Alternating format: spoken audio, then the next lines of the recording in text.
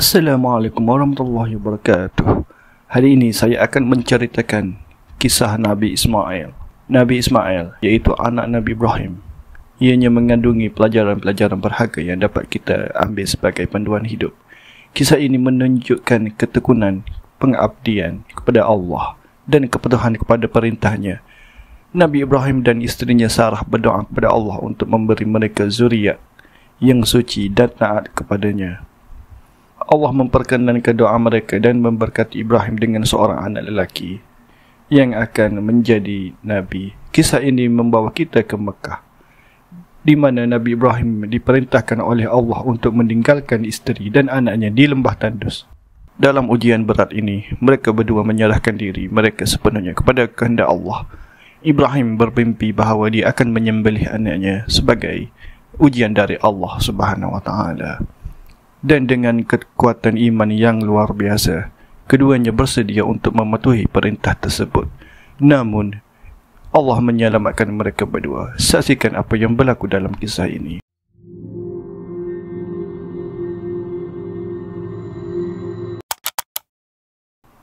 Apabila Ibrahim, isterinya Sarah, merasakan Ibrahim adalah seorang lelaki yang baik, yang sentiasa berdoa, "Ya Allah, kurniakanlah kepadaku zuriat yang suci, yang berbakti kepadamu, zuriat yang berserah diri kepadamu seperti aku."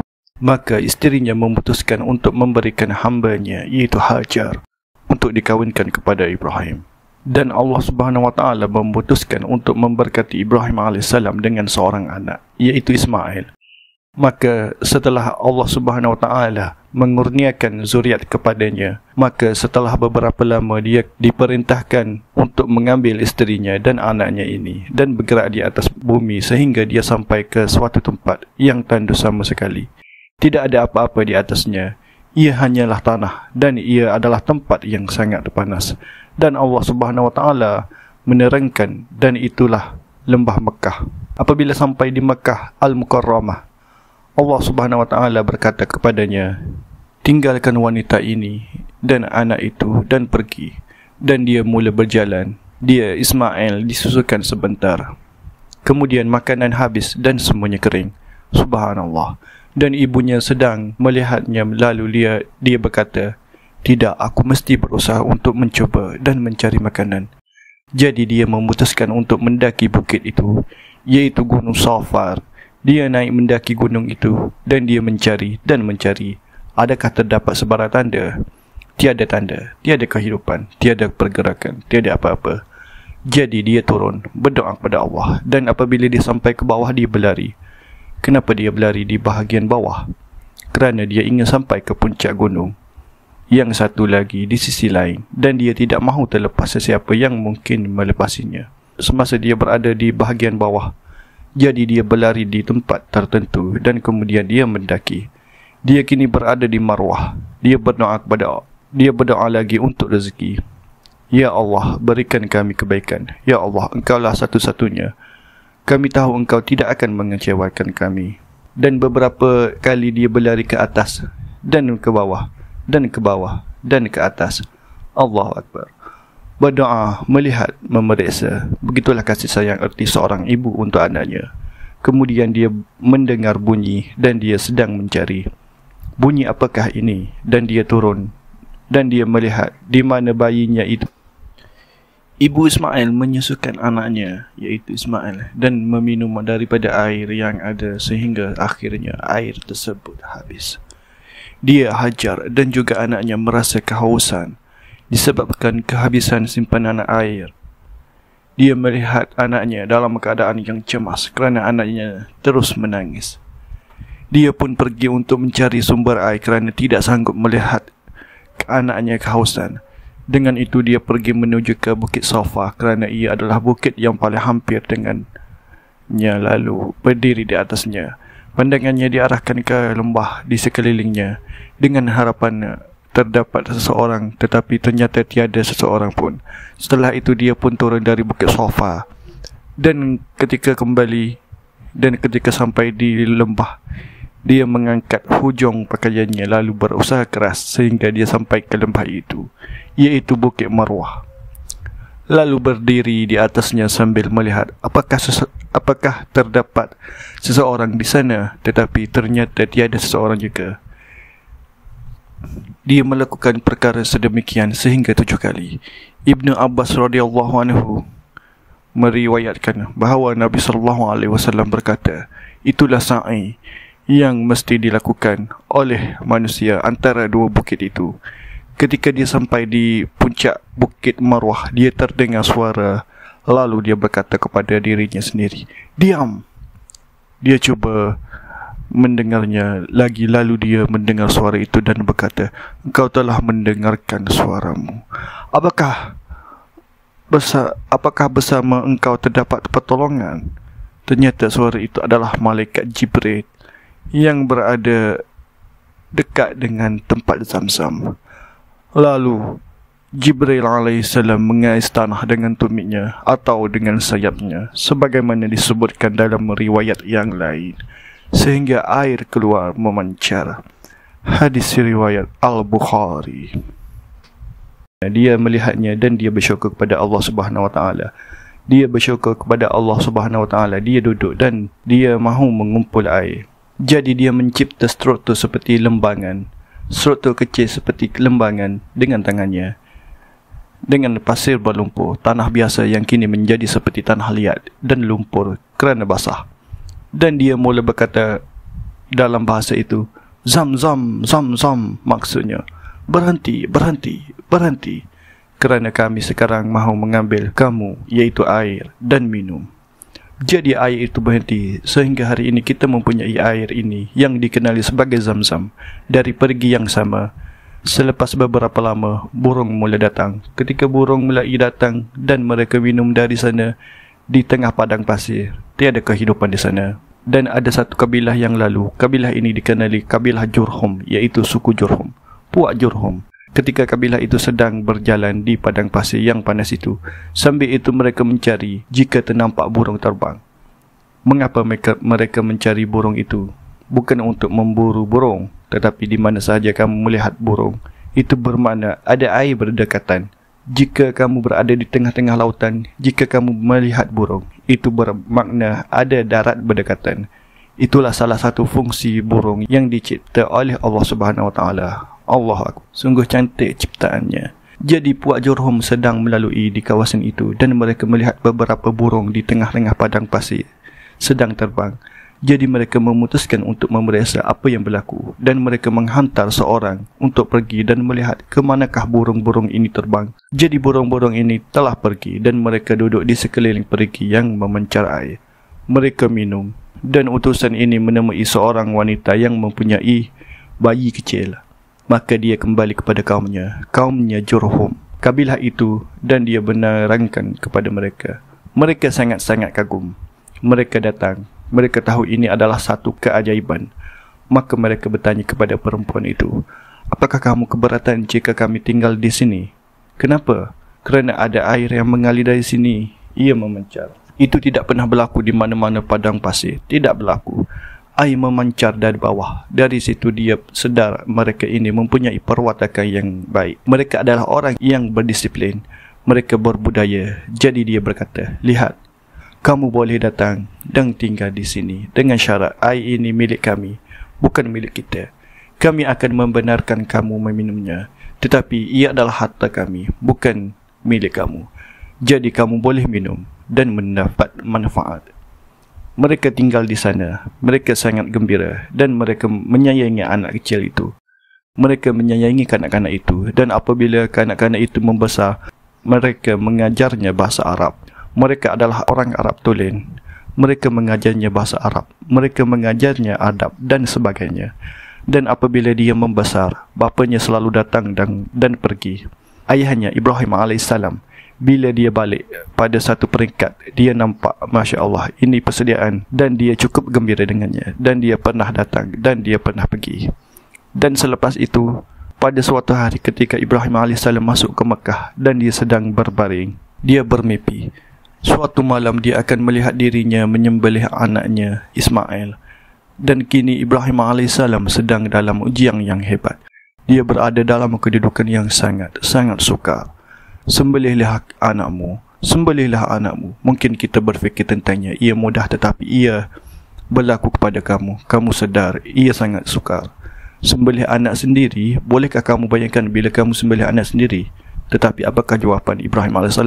Dia tidak mempunyai pilihan lain selain berkata, Ya Allah, kami dengar dan kami taat. Tidak kira apa yang kamu perintahkan kepada aku. Jika hendak menyembelih anakku, maka perintahmu harus dilaksanakan. Dan dia menceritakan mimpi itu kepada anaknya pada hari berikutnya. Dia membawa anaknya ke tepi dan dia memberitahu anaknya. Allahu Akbar.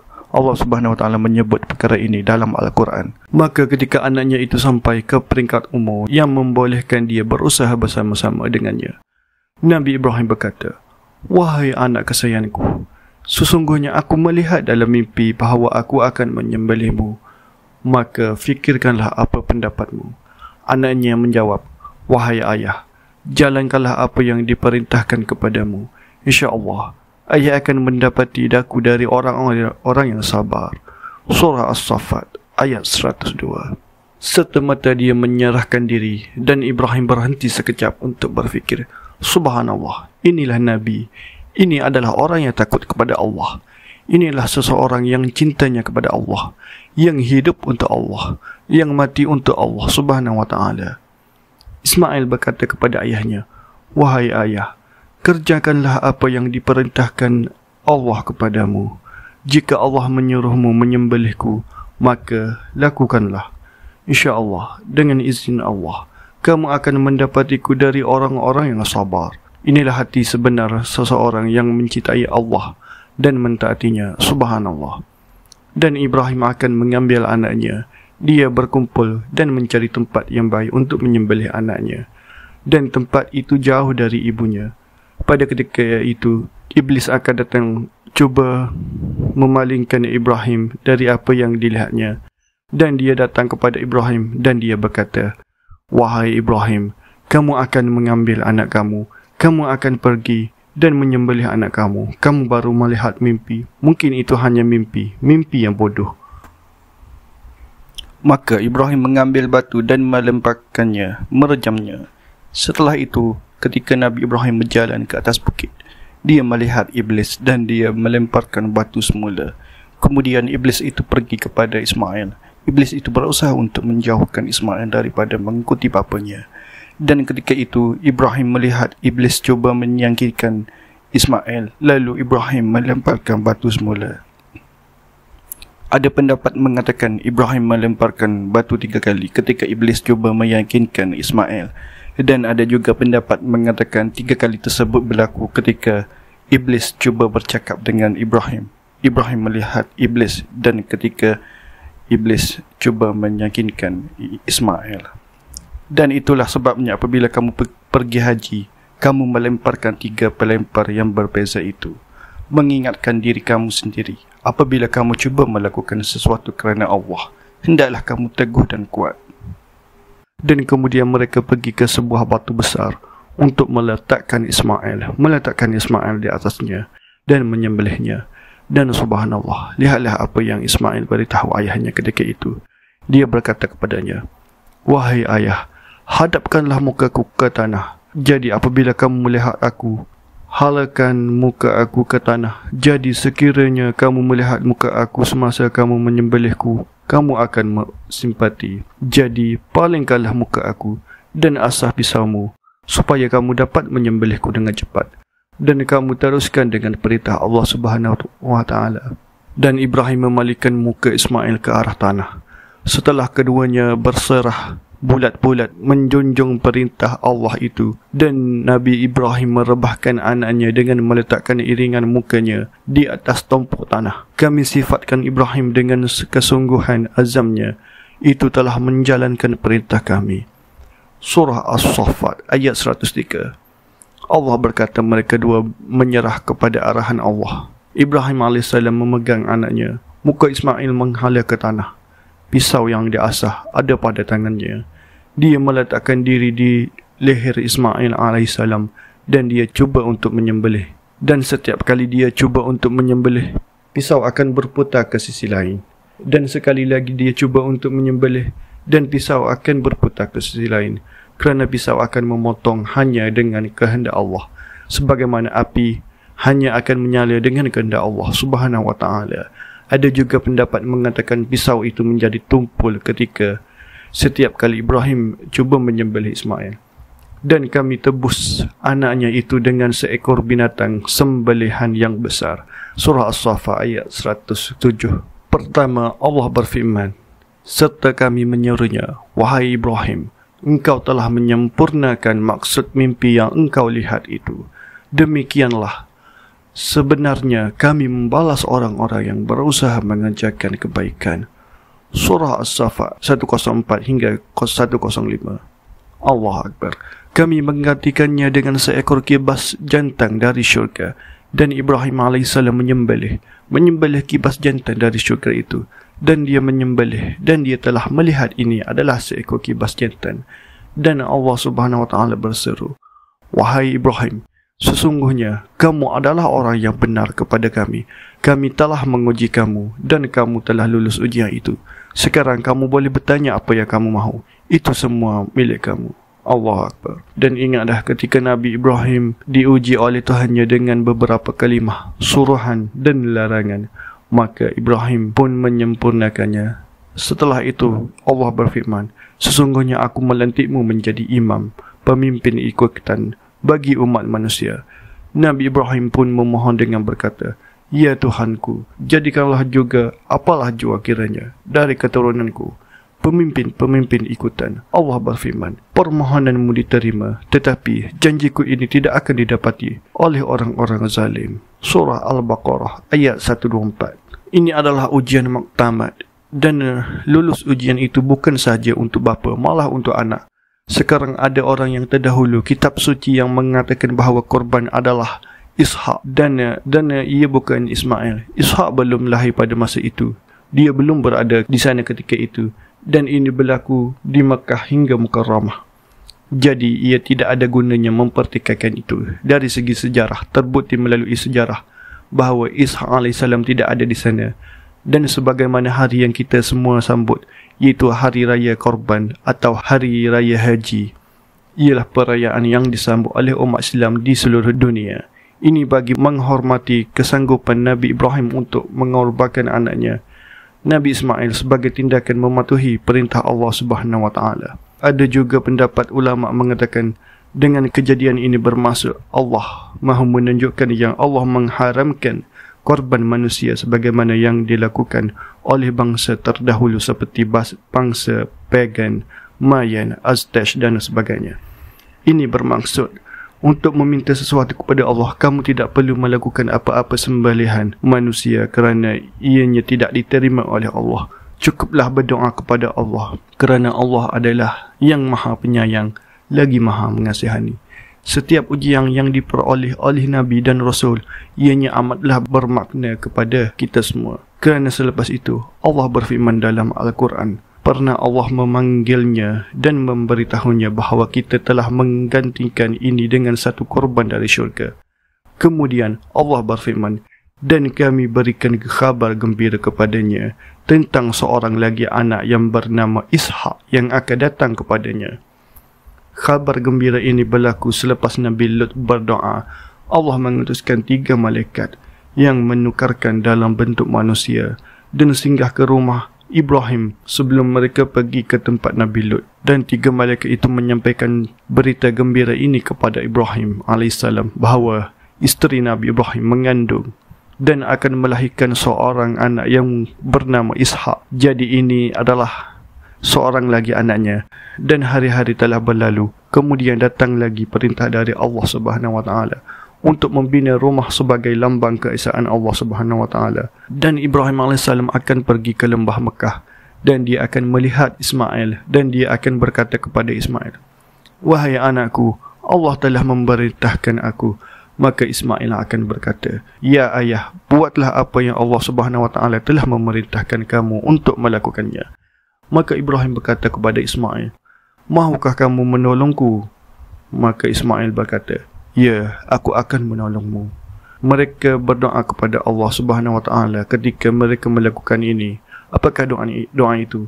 Ya Allah, terimalah ini daripada kami Ya Allah, kami sedang mendirikan rumah untukmu. Jadi apabila mereka mula membinanya, ia menjadi sedikit tinggi. Apabila ia agak tinggi, apa yang berlaku? Ibrahim AS mengambil batu bata atau batu itu daripada Ismail AS.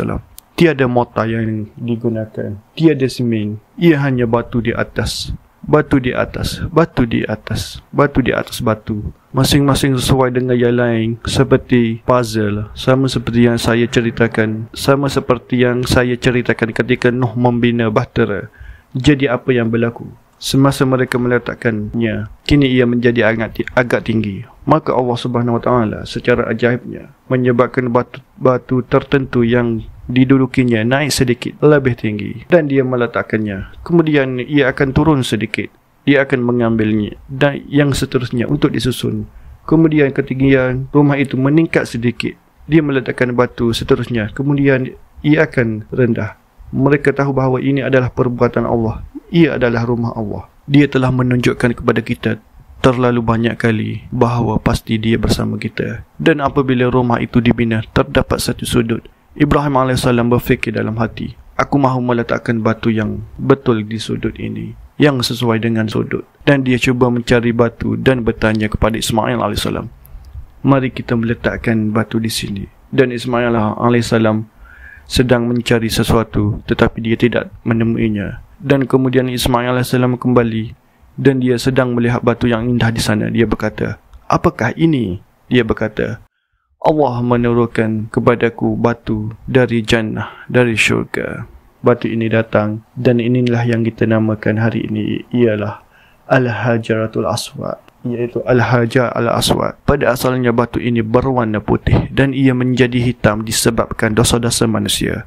Sekarang ianya hitam, dan jika kamu sahabat-sahabat sekalian melihatnya, ia sekarang sudah menjadi batu hitam, dan ia tidak sebesar dahulu. Sepanjang tahun, ia mengurangkan beberapa petua di sana sini, jatuh dan dicuri di beberapa kawasan. Jadi ia lebih kecil daripada saiz asal. Sekarang, mari kita pergi sedikit lebih jauh. Apabila Ismail AS telah berkahwin dan dia berada di Mekah, dan kami telah menyebut bahawa bapa Ibrahim AS pernah datang dan pergi. Beliau pernah berada di antara Jazirah Arab, antara Mekah dan Asyam. Asyam bermaksud di mana Palestin sekarang. Dan dia masuk ke Mekah. Tiada siapa yang tahu siapa dia. Dan dia memasuki rumah. Dia mengetuk pintu rumah Ismail AS untuk pergi menemui anaknya dengan jelas. Lihatlah, ada seseorang wanita yang membuka pintu. Dia bertanya kepadanya beberapa soalan. Dia memberi salam kepadanya. Dia menjawab dan dia bertanya kepadanya, bagaimana keadaanmu? Di mana suami kamu dan apa yang dia lakukan? Dan dia mengadu satu cara kepada lelaki Ibrahim ini. Pertama, dia tidak tahu siapa lelaki ini. Kedua, dia mula mengeluh. Tidak, dia meninggalkan kami di sini. Dia pergi dan kami tidak mempunyai banyak benda. Kamu tahu, kami sedang bergelut dengannya dan sebagainya. Hampir tidak ada makanan. Dan apabila Ibrahim AS mendengar wanita ini, dia kecewa. Maka Ibrahim AS memberitahu wanita itu dan berkata, katakan kepada suamimu bahawa ada seorang lelaki yang datang. Dan dia mengucapkan salam kepadanya. Dan dia memintanya untuk menukar ambang pintunya. Beritahu dia, lihat ambang ini, dia perlu mengubahnya. Jadi dia berkata, tiada masalah. Dan dia pergi. Sebelum dia tidak sempat bertanya kepadanya siapa kamu, dia sudah pergi. Kini Ismail AS pulang. Semasa dia masuk rumah, dia merasakan ayahnya ada di sini. Dia merasakannya. Maka Ismail AS bertanya kepada isterinya, adakah seseorang di sini?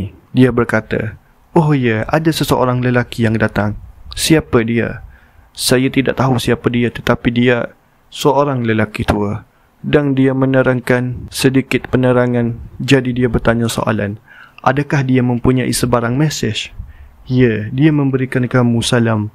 Dan dia berkata bahawa kamu perlu menukar ambang pintu rumah kamu. Segera dia memberitahu kepadanya dan berkata, itu adalah ayah aku yang menyuruh aku untuk menceraikan kamu. Kamu adalah ambang. Kamu adalah orang yang membuka pintu ketika aku tiada di sini. Dan dia memberitahu bahawa aku perlu menceraikan kamu.